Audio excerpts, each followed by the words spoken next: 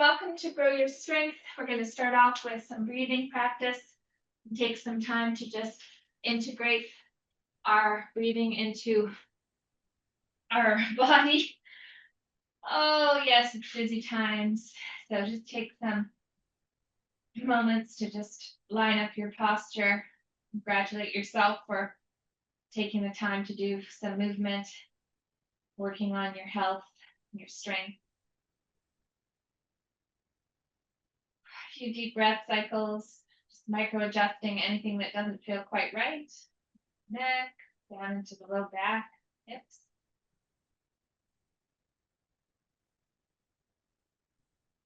With every exhale, just letting go a little bit more of any tension that you can. Relaxing the body, focusing on the breath only.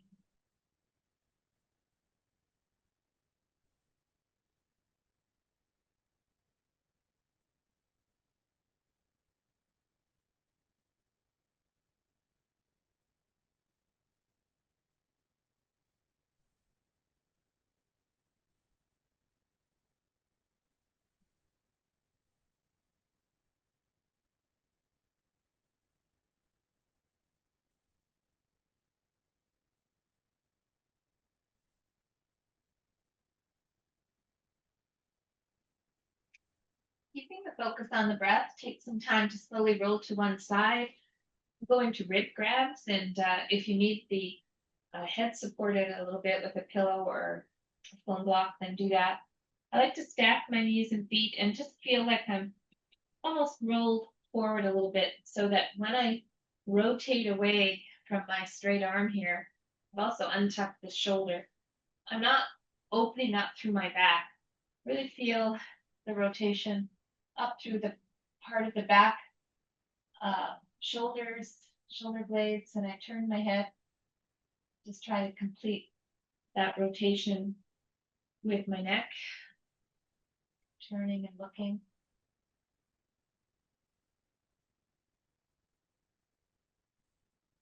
Use this as an opportunity to change the way the body normally sits. Everything is a lot forward and slightly flexed, so we get the rotation. And take the top arm off and open up the fingers. Give yourself an opportunity to reach past the bottom hand, stretch the back of the shoulder up and over. I only get so far before I would arch my back, so I'm just keeping my rib cage kind of lightly in line and going with that reach. Here's a big circle, letting the weight of my arm help to open up my shoulder. Take a big circle in each direction, and then I'll change sides. Every time I do that around my head, I'm like, oh, it feels so good. I should do that more often. So let's switch sides and go into the rib grab.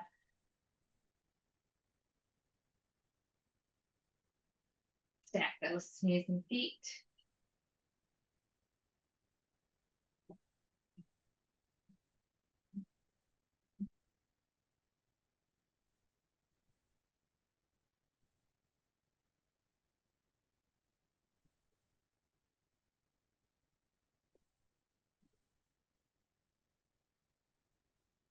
Let that top arm reach and open.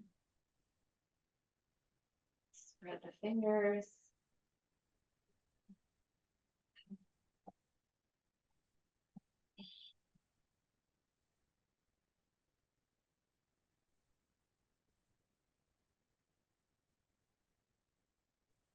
And circle.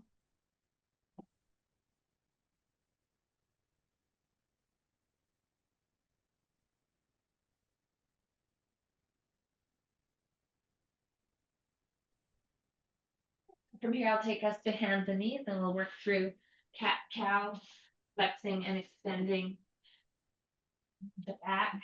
So just take some time to have your hands and knees wide enough that you've got room to move through your spine. Try to go slow and not force anything, but give to your spine that opportunity to get a little movement as you roll through extension, dropping the chest down, maybe moving the shoulder blades together and gently looking up. Then I started my low back and I'm very slowly trying to lift each segment up towards the ceiling, rounding through my mid back a little harder, shoulder blades, push the floor away, let the head be heavy. Now, sometimes when I do that, I actually do feel that there's sections of my back that enjoy it because I just don't take the time if I don't go slow enough to find those spots.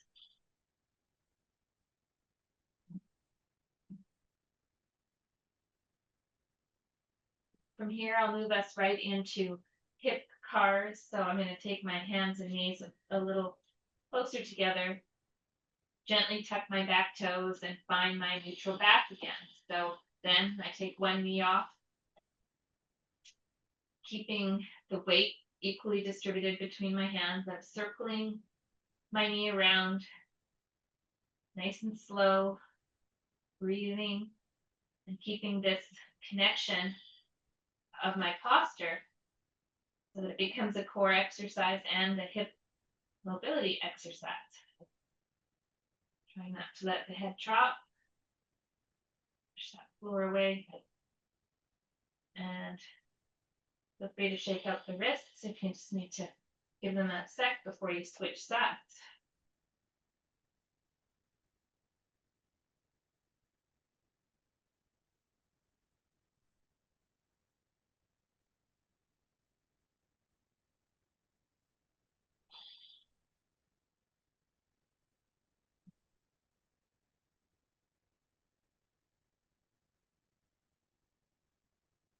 Keeping the toes tucked under, lift the knees off the floor. This is what I call a bear hold, spreading the fingers and anchoring the hands into the floor.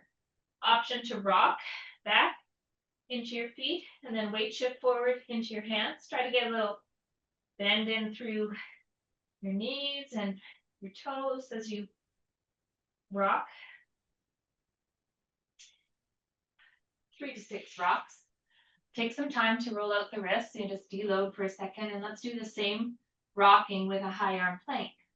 So with a high arm plank, I step back, tighten up my hips a little bit, maintain that posture. I'm anchored in my shoulders.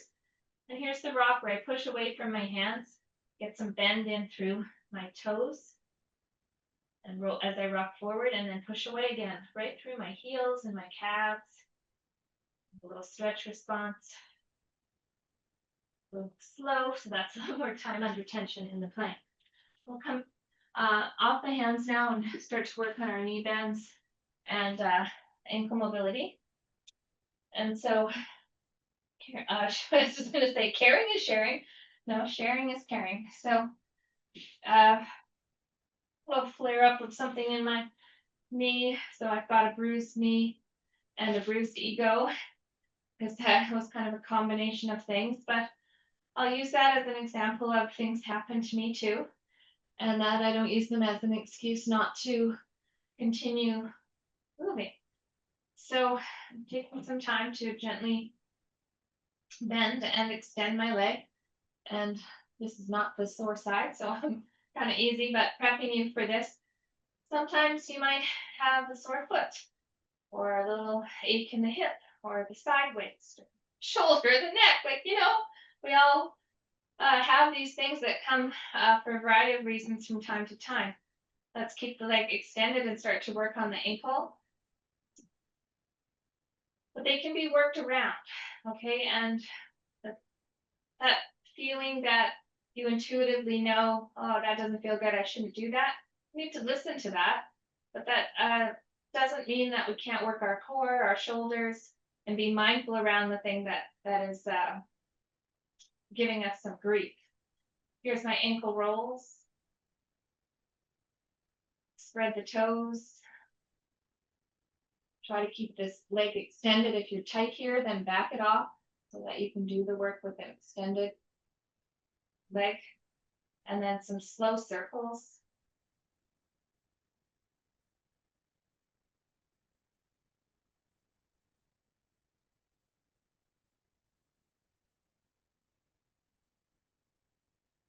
Nice.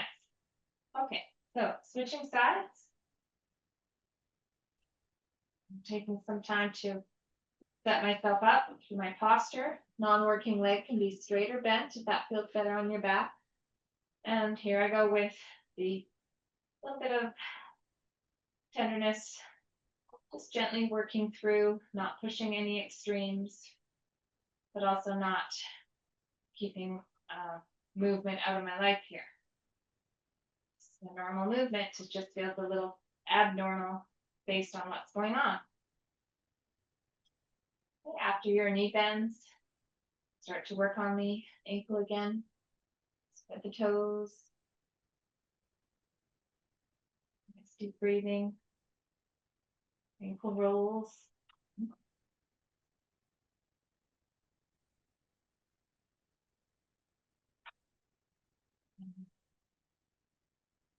Some slow circles.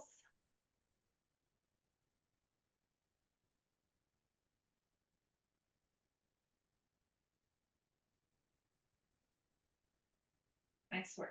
Okay, so coming out of that, I'm going to repeat the bear and the plank, and then we'll move on.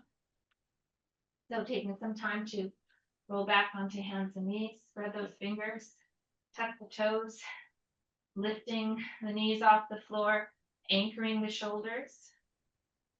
You can start to gently rock back, weight shifting away from your hands into your feet.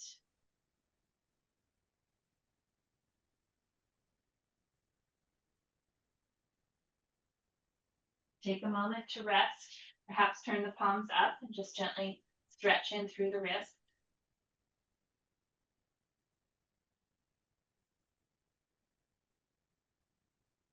Good, everyone. Step back into your high arm plank.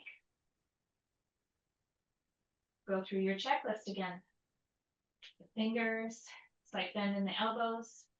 How about those shoulders? They don't feel like they're collapsing. And then some rocking in through your toes. A little stretch through your feet.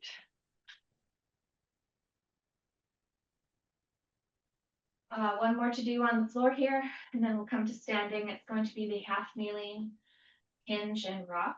So this is a half kneeling position. For the hinge and rock, I walk my front foot out wider and then pivot my back foot across the midline. You can gently tuck your back toe or have your foot flat, just depending on your knee. Tucked is harder, okay?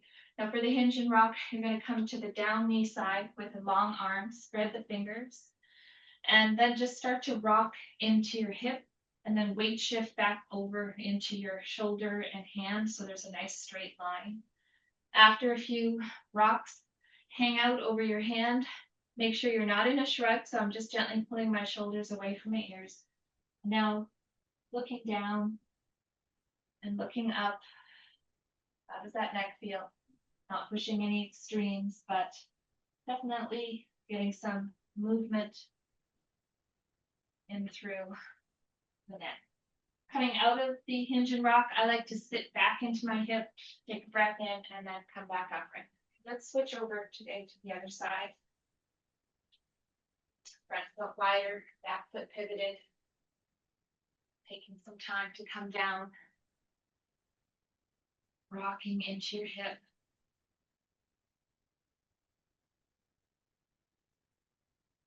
Weight shifting over your hand. Turning and looking down, looking up. A few times. Sitting into the hip and coming out of it. That's great. Well done. Okay, so come to standing. We're going to start with some lateral weight shifts and just feeling out the feet a little bit. Work on balance. So just take some time to step side to side.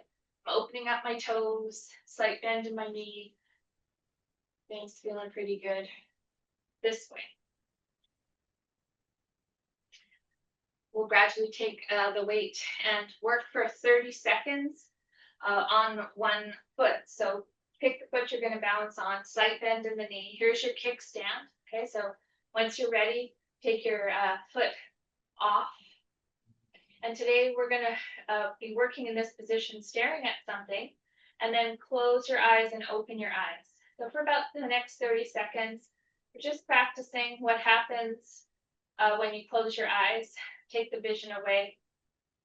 Usually results in quite a bit more activity in your foot to stay balanced. If you need to tap down, then just do. And if it's still feeling a little easy, close your eyes for a little longer.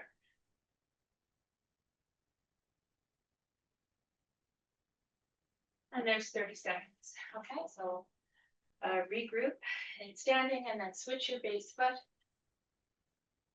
Find your position and 30 seconds on this side of opening and closing your eyes.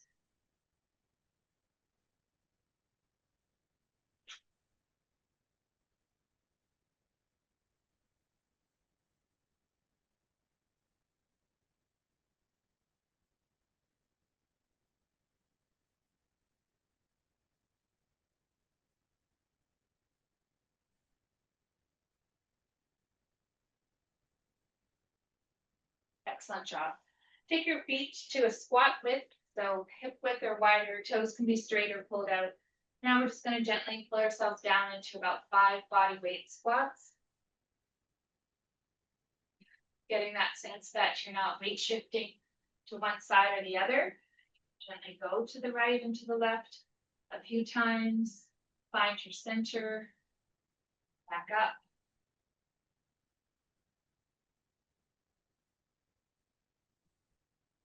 After 5, we'll switch it into hip hinging, sliding the hands down your thighs, sitting your hips back. And then as you come up tall, just rotate the thumbs open and find your shoulder blades, connecting them.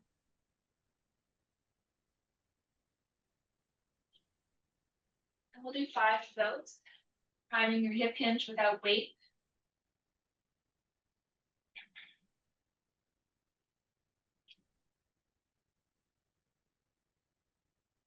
I feel like you guys are like living my little injury with me. Okay, so I'm going to go with reverse lunge. So I'm going to start with 3 reverse lunges just to check out how things are feeling, and then we'll decide about load. I would like you guys to load.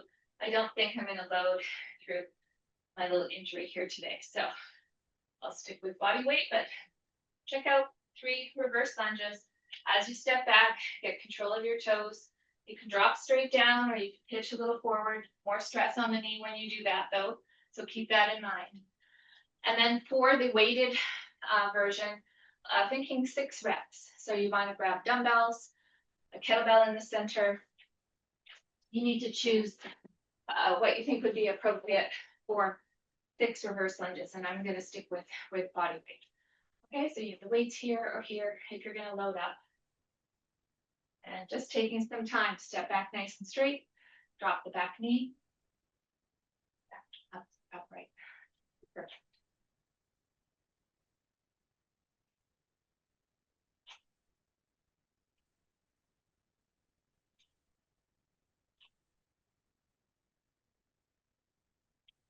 Everybody looks like they've got a nice straight step back. They're controlling the lower front knee, tracks over the midfoot.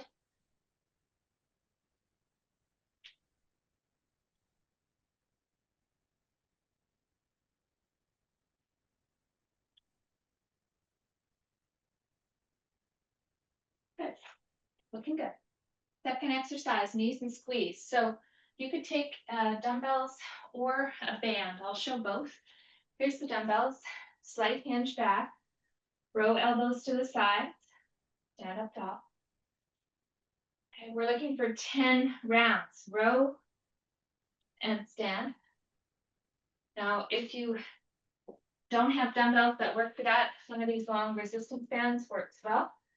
You work the tension, walking your hands down towards your feet. Row elbows to the side, straighten arms, and then stand up into a hip hinge. Okay, everybody's got a good option. Now let's get the work done. So as you stand up, roll those shoulders back, nice tall posture. As you row, Squeeze the shoulder blades together. Like a nice double dip for the posture.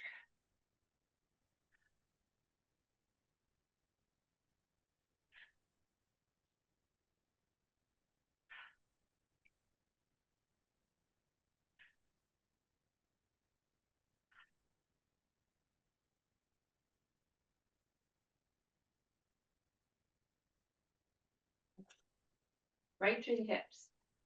Everybody lifts good.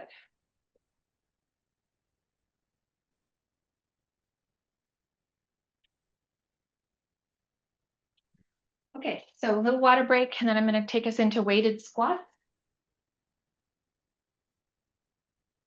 So you have an option of taking a weight to the center or 2 dumbbells to the shoulders. Again, I'm not going to load this today. You know how hard that is for me. Okay, finding a squat position, pulling yourself down and up. Okay, so in the squat, the hips go down, the knees go wide. You want to be able to pull yourself down, keeping the back nice and neutral. Now, some people need to fold over a little bit more in a squat.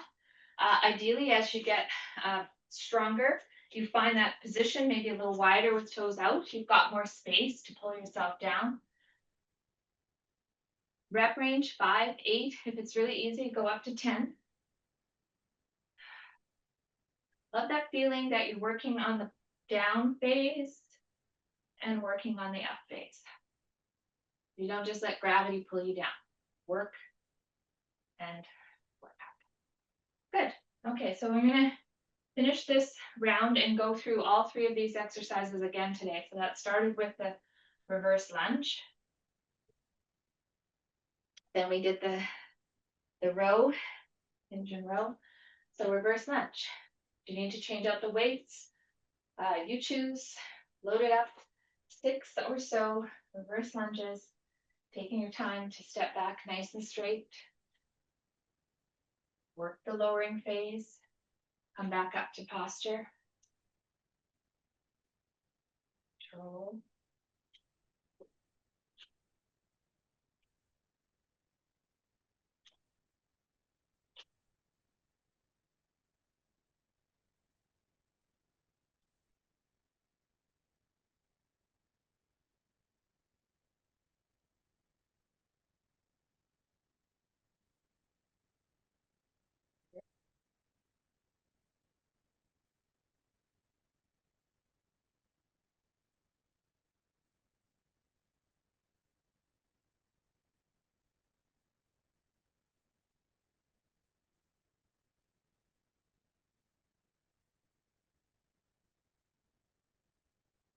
Great job.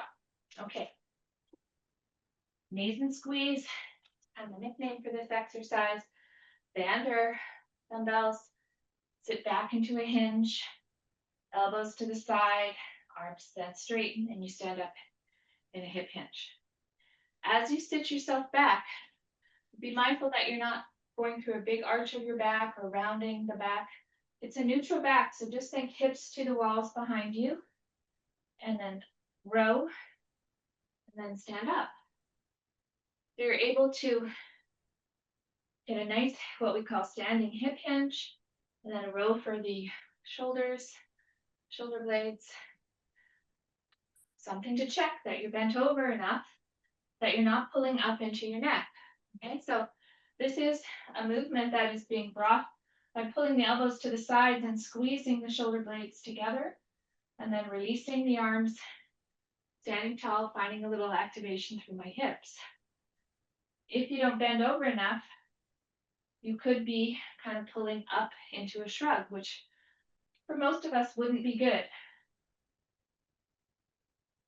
Don't want to aggravate or trigger anything in the neck. And then the last is our squats and weighted squats. Ideally, and one weight here to the shoulder. Find that footprint. It doesn't have to be the same every time. You can take your feet a little wider. You could try turning your toes out.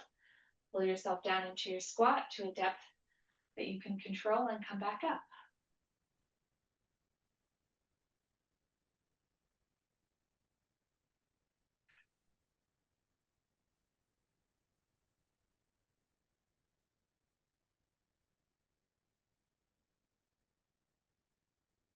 Listen to your body.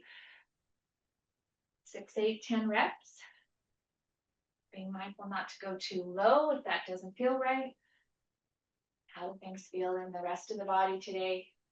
Knees, hips, that kind of thing. You guys all look great. Okay, so finishing off that squat, we're coming down to the floor. There's 2 exercises. The first is going to be some bridging, and then a get up only to the high bridge. So bridging, starting with 5 double bridges, and then working into up to 10 single leg bridges. With the hip bridge, feet are hip width apart, aligning the posture through my low back. If you have a big curve, you're decreasing that. Chin tuck, lifting the hips, tightening up here, and then lowering down. Open up all the toes and connect those to the floor so that as you come up, you've just got this long line. I'm almost feeling like I'm pushing my knees towards my feet so I get a stretch through the front side of my hip. That's good. Readjust the posture, lift. Taking it to the single leg bridge, one foot comes off. You can just hover the knee over your hip, or you can lightly grab onto the back of your thigh. I often will put my hand right across my rib cage so that I know when I come up, I'm not arching my back. And I've just got this nice connected torso, up, work the hip, down. Take your time and get the work done with this one. It's worthy of going slow enough that you feel you're lifting level. You're lifting to this full hip extension, not just here. If you feel crampy in through the hamstring, just switch.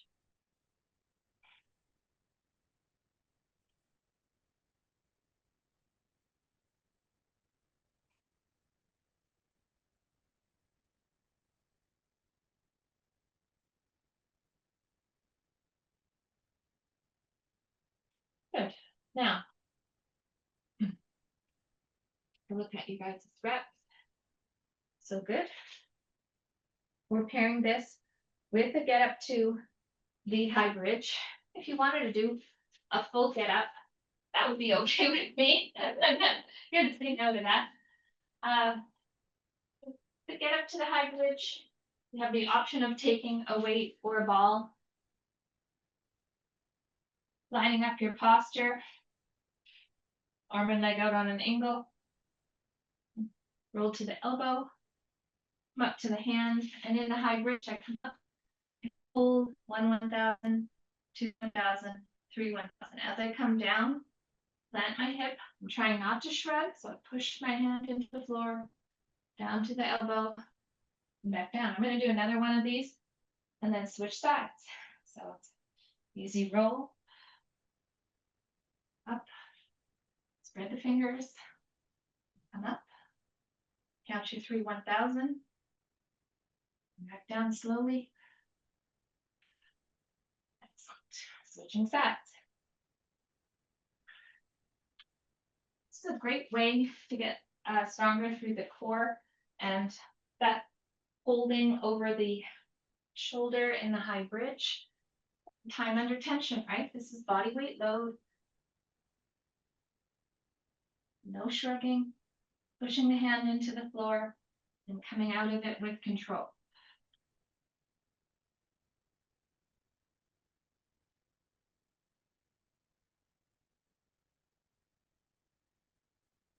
You need to bring the hand in a smidge to feel like you've got the right angles to come up. Then do. You can keep your gaze on your top hand unless you're looking at me and I'm looking at you. Okay, one more round through the bridges and this, and then we'll move on. So, bridges. Facing my feet. Good. 5 double bridges and then into those single leg.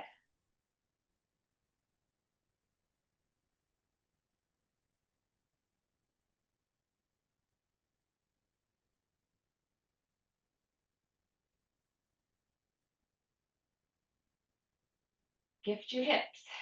If 10 feels like too many on the single leg,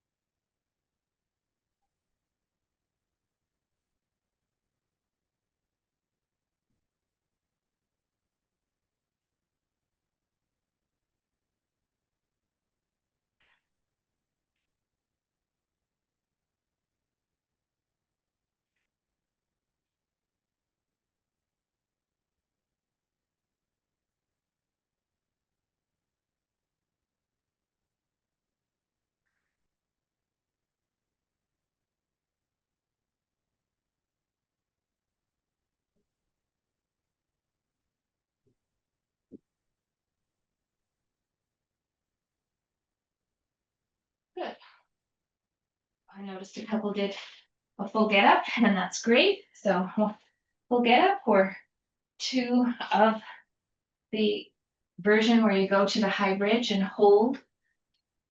3 and 2 and 1. I'm just slightly squeezing this ball I have in my top hand and pulling myself back down.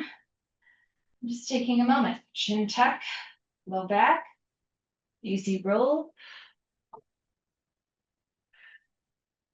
Keep the breathing going nice and fluid. Exercise is perceived as stress in some regards to the body, but not necessarily a negative stress if we keep the intensities and the moves just right. We don't overdo it. Give ourselves time to recover in the moment, keeping the breath going and staying focused on what you're doing so that you don't overdo it. Shouldn't be too easy and it shouldn't be too hard.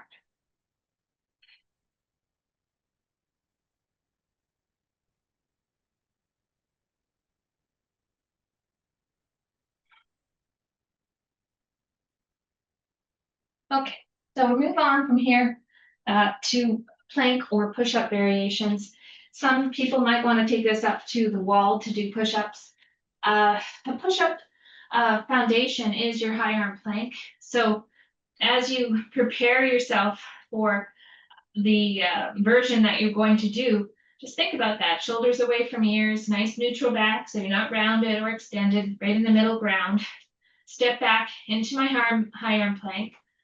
Now you can practice a little mini push-up.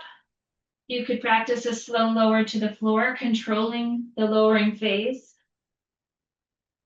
As you do that, think about pulling your shoulder blades together as you lower in and apart as you push away. That looks really great. Finishing whatever you're doing with something on the floor to the full range of motion to the floor is great. Okay, and then we're pairing this practice with a press from the half kneeling position. And if pressing from half kneeling doesn't work for you, you can certainly press from standing. The push-up practice number is really individual.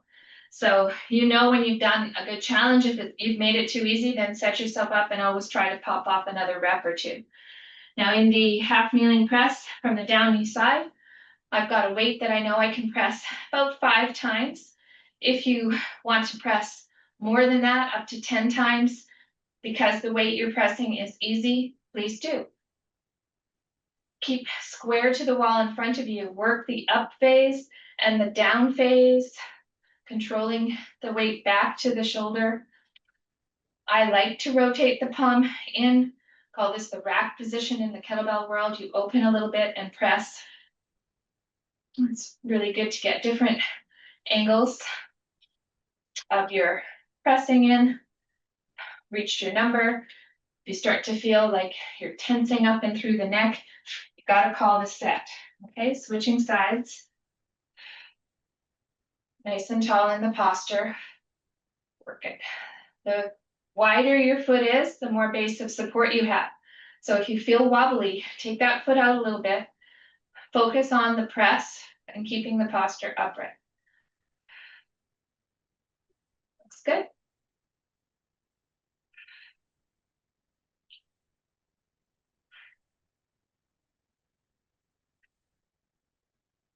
Back to push-ups and the press one more time. Once you have that feeling of controlled lowering, and you just work for several weeks on resetting, bending the knees, coming up. You can always put a pillow underneath your front side. Test the waters. Can you do a quarter push-up? Can you do a half push-up? Can you get yourself all the way to the floor and push up? Right? So once you start to explore what you've got in your sort of push-up repertoire, you could do a couple of minis and then say to yourself, that's it. Now I'll go with the lowering phase right to the floor. So you just keep playing with those variations. Nice, nice, Shirley. She just had a beautiful collapse on a pillow. I like it. Okay, well done. And then back to your pressing. And then we'll move on. Okay, start pressing. Okay, back toe, tucked or flat. Remember, front foot, got your base of support. Work the up phase, pull down.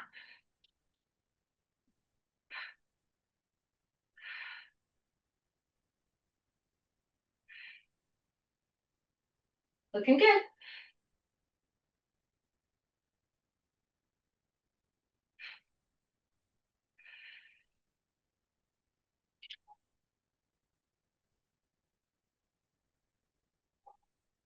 Two sides.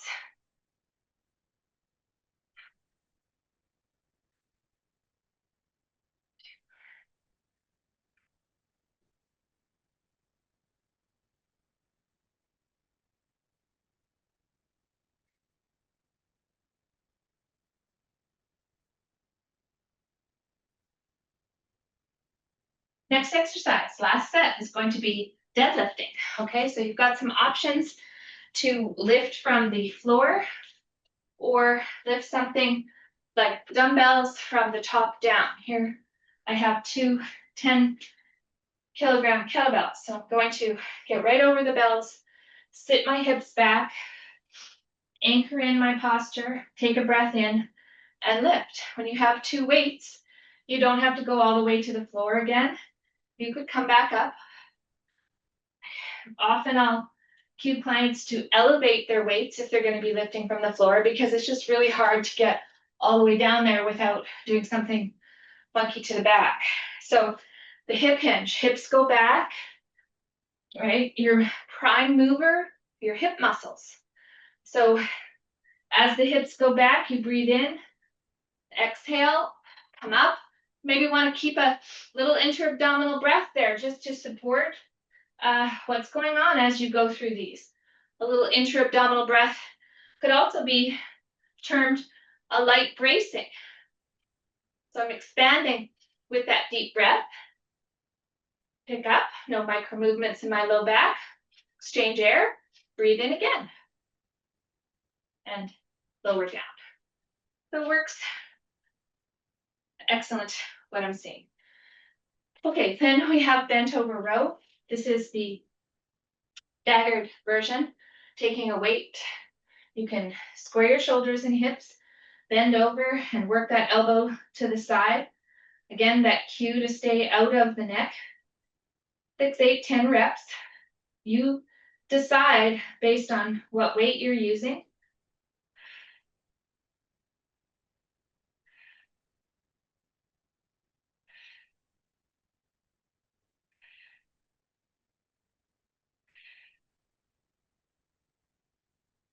Good. Switching sides. Square up the posture again. Match your reps.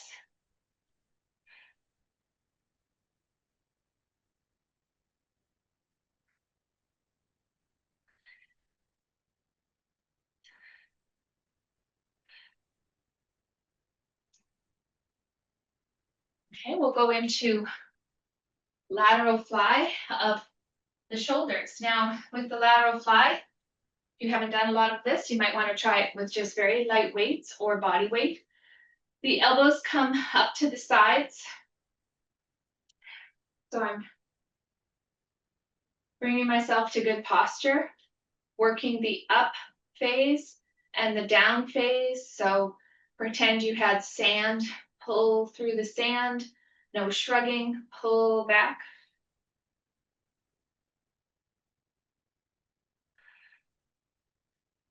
Mindful of the posture, so just want to make sure you're not locked out in your knees, looking straight ahead. Breathe. Rep ranges are individual. I would say up to 10, but if you feel that shrug into the neck, please, you're done. Try to actually avoid getting up into the neck. Top of the shoulders, everything on the underside. Okay, so we'll go through these again, and I was just thinking about the deadlift, how much better the deadlift feels on my little injury on my knee and thigh than the squat, right? Because the deadlift is a hip dominant movement. Even though my knees bend, I'm not loading them as I was in the squat or the reverse lunge. So this is a great exercise if you have any knee issues or foot issues to work on, because the prime mover is my hips, right? And I'm making sure that my back is neutral under this hip hinge. So I'm not coming into a rounded back position and picking up like this, and I'm not all loosey-goosey with a big arch. Just find my posture, fit my hips back, grab onto my weights, breath in, stand tall. You can connect and anchor in through your feet, rooting your toes. You don't want the knees to wander in or out as you deadlift. Sort of similar to all movements with lunges. We want to keep the knees tracking over the feet. So the cue of keeping them a little wider always works well.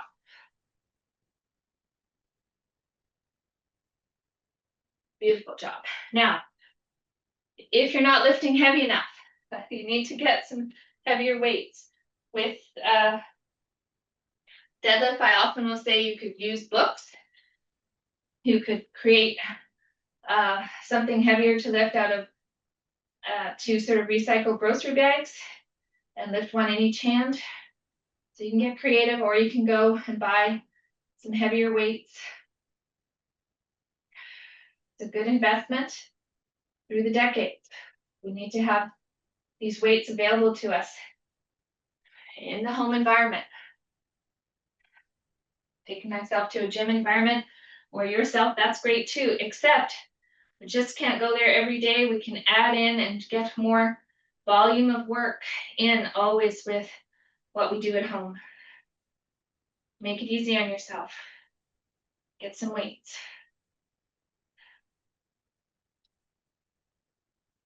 Lovely. And lateral fly. Make sure you're not putting any stress or strain through your shoulders or neck. Work the up, work the down.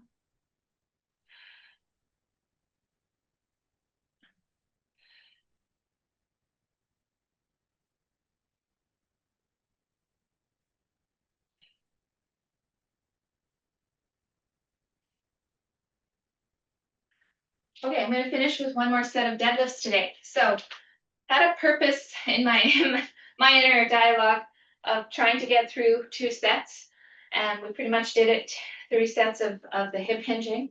So as the weeks have progressed with this program, a little bit more volume. We have 1 more week of this routine. Isn't it amazing how quickly the weeks go by? Okay, so through the hips. At the top position, look straight ahead, tighten up the hip muscles a little bit, broad shoulders, right? Rebreathe, anchor in, lift. And really make this class your own. Gauge how you feel in the next 24 to 48 hours after a weight training session. And listen to that body, take that message into your next session. Thank you so much for joining and building a stronger version of yourself with me.